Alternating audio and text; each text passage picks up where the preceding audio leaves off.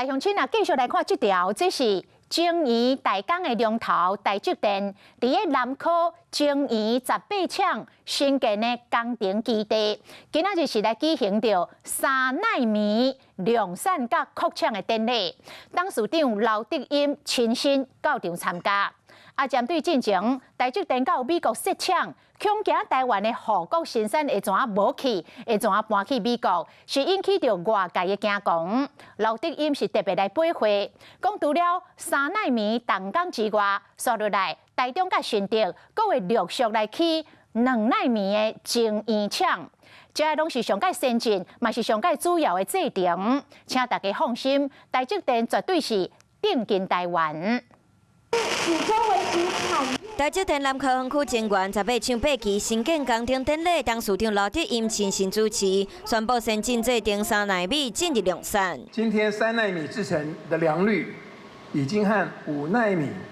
量产同期的良率相当。刘德音宣布，接落来计划明年新竹的设研究中心2奈米的进驻新竹台中科园区总共6期的工程。最近台积电因为去美国设厂，引起期待外风波。台积电嘛透过办3奈米量产和扩产典礼行动来破除谣言。台积电在台湾的深耕，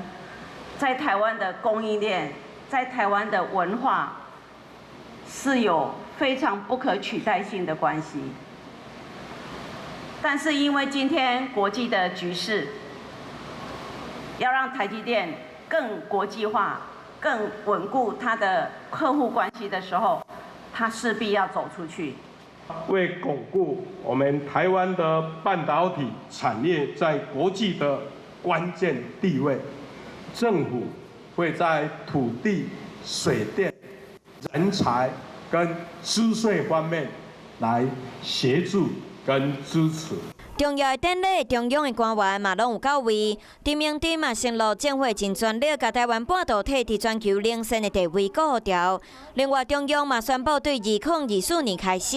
，251个疫期会恢复做一档。嘛有消息传出，陆军会伫明年成立4个修备旅，要负责修复国家重要的基础设施，其中就包括护国神山台积电。台积电去台化讲法一直伫网络顶流传，即摆嘛以实际行动来宣示亲近台湾的决心。华视新闻看起来，赶快订阅我们的华视新闻 YouTube 频道，欢迎按赞、订阅、开启小铃铛，最新最及时的资讯要提供给你。